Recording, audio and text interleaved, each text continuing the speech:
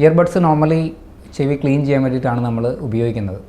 Normal ചെവിയുടെ mechanism എന്ന് പറഞ്ഞു കഴിഞ്ഞാൽ ഇത് നമ്മുടെ ചെവിയുടെ ഒരു അനാറ്റമിയാണ്.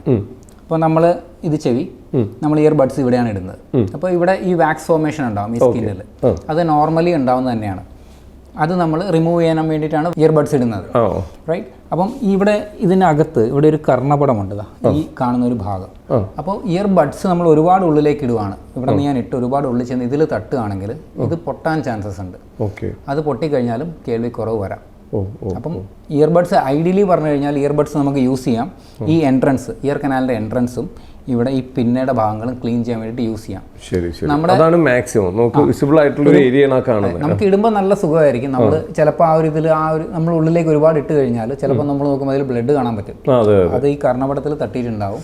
ഇതൊരു തിൻ സ്കിൻ കൊണ്ട് ഉണ്ടാക്കിയേക്കുന്ന ഒരു മെംബ്രെയിനാണ്. സൗണ്ട് വരുമ്പോൾ അത് വൈബ്രേറ്റ് ചെയ്യും. അപ്പോൾ അതിൽ തട്ടിക്കഴിഞ്ഞാൽ അത് പൊട്ടാനുള്ള ചാൻസസ് കൂടുതലാണ്. അങ്ങനെ പൊട്ടിയിട്ടുണ്ടെങ്കിൽ എന്തായാലും കേൾവിക്കുറവ് വരും.